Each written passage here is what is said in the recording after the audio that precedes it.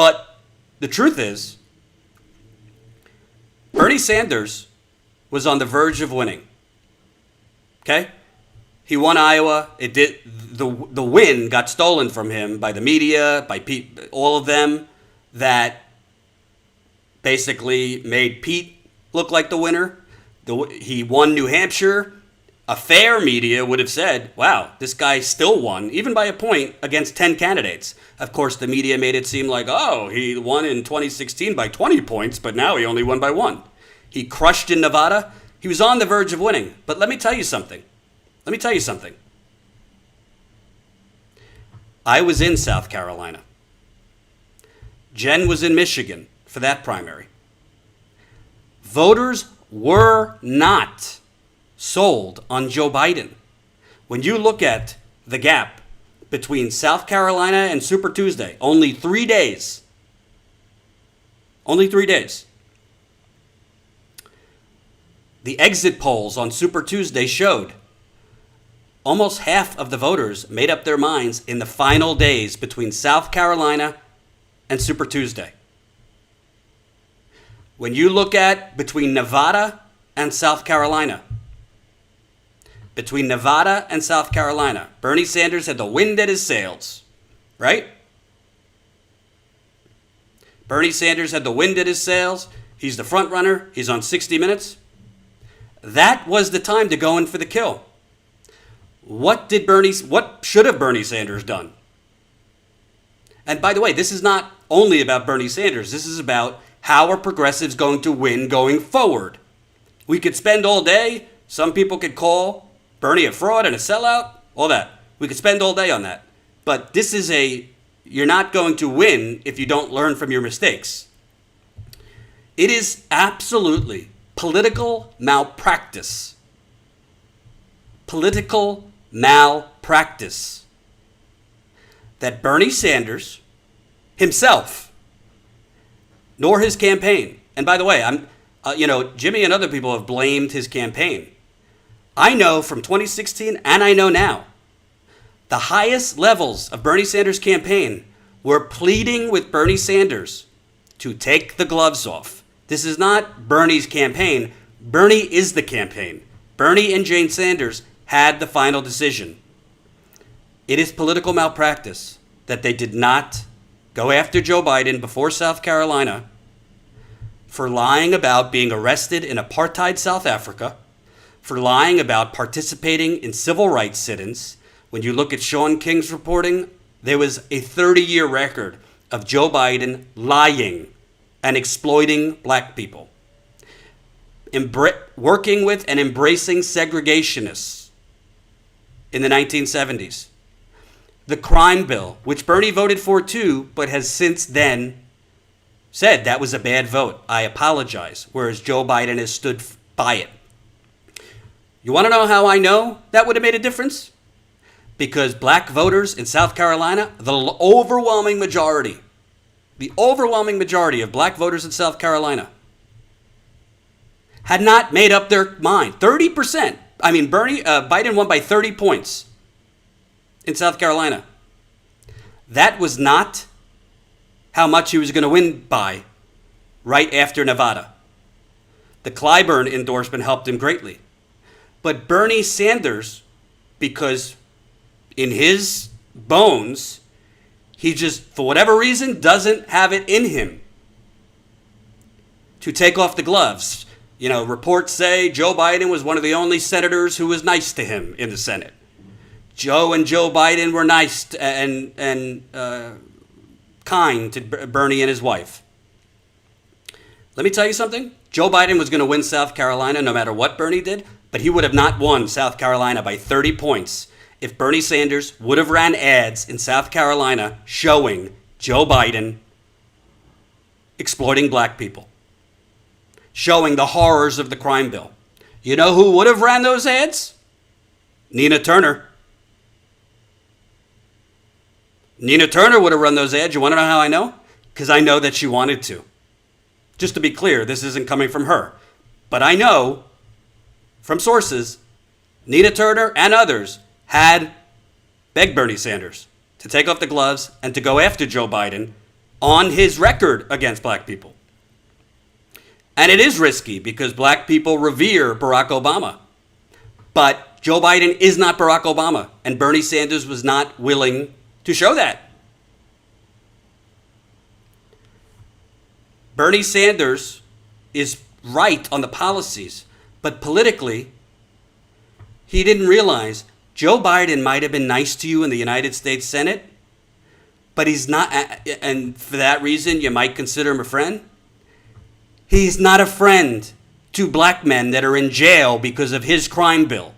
He's not a friend to black people who lost their homes that they were foreclosed on in the 2008 financial crash. Joe Biden was one of the pushers to repeal Glass-Steagall in the late 1990s. Repealing Glass-Steagall led to the 2008 financial crash. Joe Biden's not a friend to single mothers or poor, low-income families that could not declare bankruptcy because of his bankruptcy bill. Joe Biden's not a friend to the widows of Iraq soldiers, to God knows how many, hundreds of thousands of people abroad in Iraq and elsewhere that have died. Bernie Sanders lost sight of the fact that Joe Biden, he's not a nice guy.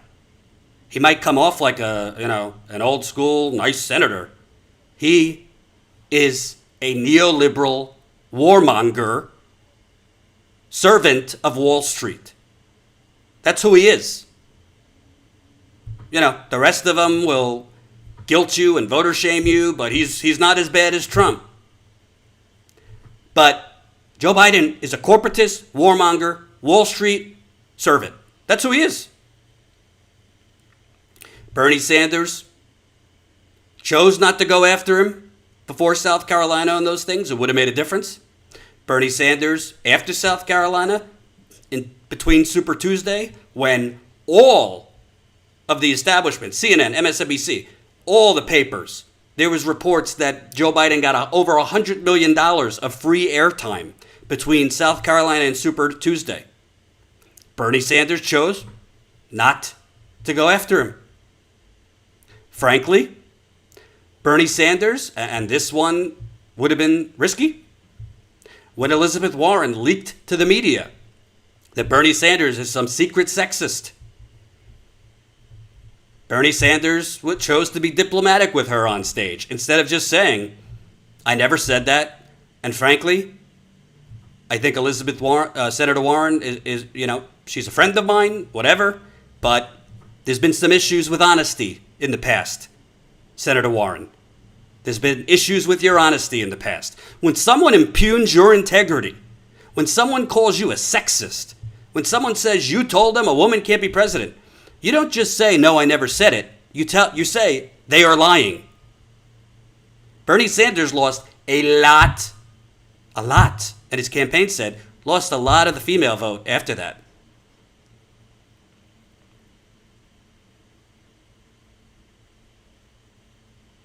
So this isn't, some of you, and I know people are heartbroken and upset, but don't get it twisted. What I'm saying, it's not, the point of all this is not to bash Bernie Sanders. Like I said, I think people bashing Bernie and losing their mind that Bernie's a fraud and a sellout, they're never going to be happy with anybody. And frankly, for those people, if you think it's easy, if you think it's so easy, then get out of your garage studio and go run for something. If you think it's easy to take down the Democratic machine, if you think it's easy to just light it all on fire and topple Democratic Party, the Democratic establishment, Nancy Pelosi, Chuck Schumer, Neera Tanden, if you think this corruption that has taken 40 years to build, if you think it could just be overturned and toppled like that,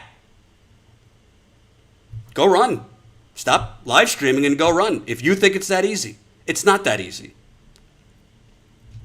But to me, Bernie Sanders and progressives, I said this after 2016. People didn't want to hear it then when he dropped out, but they started to come around to my side then. I said, people view this as a loss, Bernie losing in 2016. People should be streaking in the streets, I said, after Bernie lost in 2016. A no-name, at that time, a no-name Jewish socialist won 22 states, 13 million votes. Frankly, we all know he won more than that. I am going to tell you one thing now. I'm not going to give you false hope. I'm not going to declare some victory right now, that it's really a victory that Bernie's dropping out and he lost. But progressive movement going forward, and Bernie deserves credit. Medicare for All would not be on the verge. Medicare for All already has majority support. But, for example, you don't get things enacted right away just because public sentiment turns that way. Martin Luther King, public sentiment was turning against segregation. Okay? Because of Martin Luther King and, great heroes of the civil rights movement.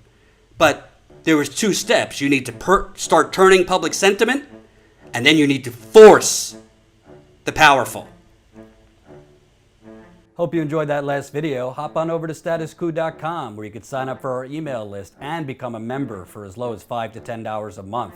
Membership is how we grow. That's statuscoup.com/join. And remember, join our email list so we can grow the revolution with you.